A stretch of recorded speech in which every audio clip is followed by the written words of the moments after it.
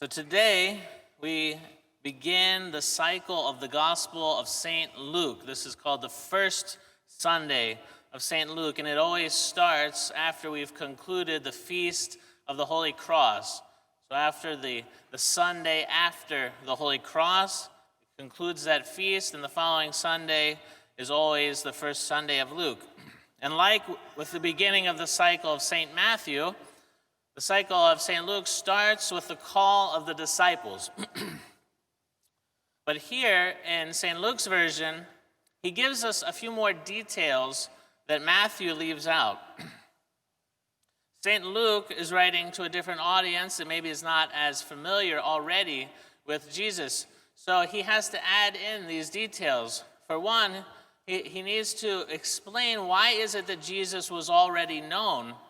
So he adds the story for our benefit in chapter 4 of Jesus beginning his ministry already. And there's a stir already about Jesus. So that explains the beginning of chapter 5 where we start today.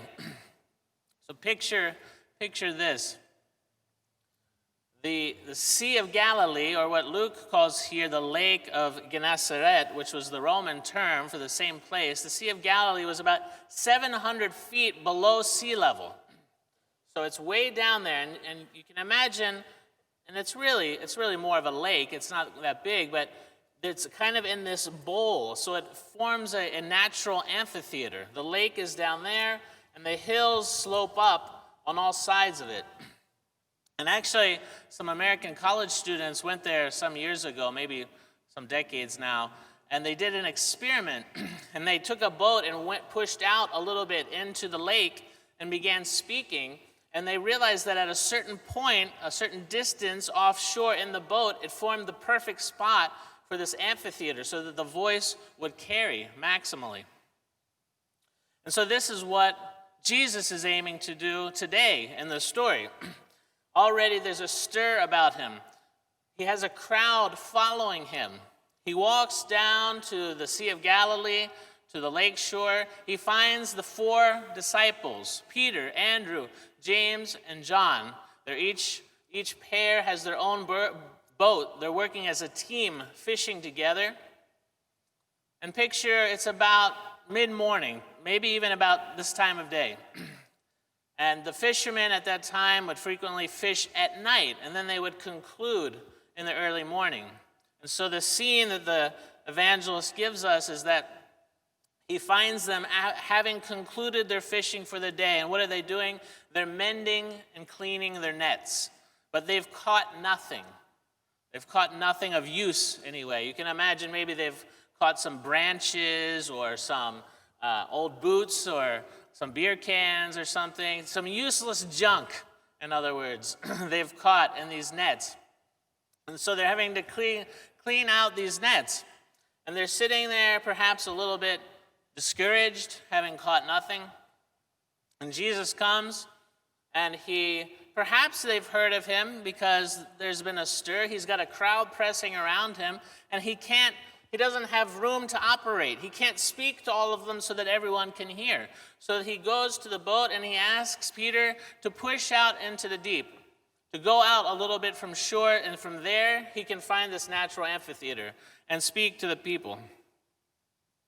And there it says, and when he had ceased speaking, he said to Simon, so he had put out just a little bit from shore. And when he had ceased speaking, he said to Simon, put out into the deep and let down your nets for a catch. So in other words, go out further away from shore, away from the people. And this is after he's done speaking, after he's done teaching the people. Then, after teaching, he asks Peter to do something. After the teaching, the hearing by the ear, he asks Peter to respond with an action. Do this. Go out into the deep. And Peter's reaction is completely understandable. He can't figure out why on earth they would go out fishing again at the worst time of day after they had just spent the whole day as professional fishermen and caught nothing. Now here comes this wandering rabbi, the son of a carpenter, who, humanly speaking, knows nothing about fishing, nothing. And he gives no reason for Peter to make this great effort to go back into the deep. He doesn't say, I see some fish over there. He doesn't give any reason whatsoever. He says, go back out and try fishing again. And so Peter naturally responds, Master, we toiled all night and took nothing. But here's the key. Nevertheless, at your word, I will let down the nets. At your word, I will let down the nets. And here we get an echo of earlier in the Gospel of St. Luke. From the first chapter, where else did we hear this? When the archangel Gabriel comes to Mary and gives her the great news that she will bear a child. She also is incredulous, but she says, let it be unto me according to your word. Peter, the same. Even though it makes no sense, he steps out in faith. We can think of other examples where Jesus asks people to do something, and the Mother of God knew this. She knew his pattern. If you remember, what's the gospel that we read at every wedding from John chapter 2? The wedding at Cana. The Mother of God pleads to Jesus to help them. They've run out of wine. This would be a great embarrassment to them. And he says he objects. This isn't the time that he had intended to reveal himself. But nevertheless, he does it because his mother asks him. And what does she do? She sneaks off to the servants and tells them, knowing what Jesus would do, without him having said a word, she goes immediately to the servants and says, do whatever he tells you. Whatever he says, whatever he asks for you to do, don't be so stupid as to ask why. Just do it. Do whatever he tells you. And sure enough, Jesus comes, and could he not have made wine could he not have filled the basins with wine without there being water? Of course he could have. But instead, he asks them, as he always does, to participate in the miracle. He asks the people to participate in the miracle. Does he need their participation? No. But he invites them to participate in the miracle. And so he goes and says to the servants, fill the 6 water jars. And when they do it, when they listen to his command, when they're obedient, that's when the miracle happens. Jesus is constantly telling people to do things. Go wash in the pool of Siloam. Roll away the stone of Lazarus. Make the people sit down. And then he multiplies the 5,000. Take up your bed and walk. Go show yourselves to the priests. His miracles always involve an action based on faith. An action. He wants to see some participation from us. It says then, when they had done this, when they had gone out, they enclosed a great shoal of fish. So immediately their obedience pays off. Their obedience to Jesus pays off in a great shoal of fish. And as their nets were breaking, they beckoned to their partners in the other boat, James and John, to come and help them. And they came and filled both the boats, so that they began to sink even. But when Simon Peter saw it, he fell down at Jesus' knees, saying, depart from me, for I am a sinful man, O Lord. For he was astonished. So what's this about? This is the natural human reaction that's recorded throughout the Old Testament to the presence of God. In Latin, they call it mysterium tremendum. This tremendous mystery that reveals itself, that's awe-inspiring, fear-provoking, but at the same time is attractive, draws you in. You can't resist it. It's so appealing and yet so overwhelmingly powerful at the same time. In the book of Job 42, actually, Job spends most of the book proclaiming his innocence and why he doesn't deserve all the bad things that have happened to him. He argues with his 3 friends, his so-called counselors. He says, I don't deserve this. I'm innocent. Let God come here. Let's have a trial. Let God prove that I deserve this. And so what happens? The voice of God appears to him. God appears to Job in the whirlwind. Job meets God eye to eye, face to face. He says, I have heard of you by the hearing of the ear, but now I see you with the seeing of the eye. And I abhor myself. I hate myself. I abhor myself. I repent in dust and ashes. Where did all his righteousness go? Where did all his innocence go? Entering into this encounter with the living God changes his whole perspective on life. It's a life-altering, life-transfiguring moment, this encounter with the living God. If we go to Isaiah chapter 6, what happens there? This is the call of the prophet. Isaiah says he's given a vision by God. He says, I saw the Lord lifted up on high, and I saw the seraphim, the angels. Seraphim means in Hebrew to burn, the fiery ones. I saw the seraphim, and they're chanting out, Kadosh, Kadosh, Kadosh, Agios, Agios, Agios. Holy, holy, holy is the Lord of hosts.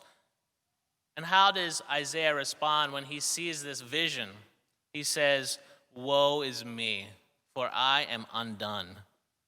Because I am a man of unclean lips, and I dwell in the midst of a people of unclean lips. And my eyes have now seen the King. He's reduced. He's undone by this vision of God that's overwhelming. It's the call of the prophet. God calls him now into his service. Once we have this encounter with the living God, like Job had, like Isaiah had, like Peter has in today's gospel, this encounter with the power of God, there's nothing else like it. Once you taste of this, you don't want anything else. I want this for you, brothers and sisters, to have this encounter with the living God, because it changes our lives. It fundamentally reorients all our priorities. It shifts our perspective on life about what is important. And we want nothing else but to constantly be in the presence of this figure, this force, this mysterium tremendum, this tremendous mystery that's awe-inspiring, fear-provoking, and yet utterly fascinating, drawing us in constantly. We can't live without it. And this is not just for Peter in the past. This is not just for Isaiah and Job in the past. This is something that is continually happening in our church.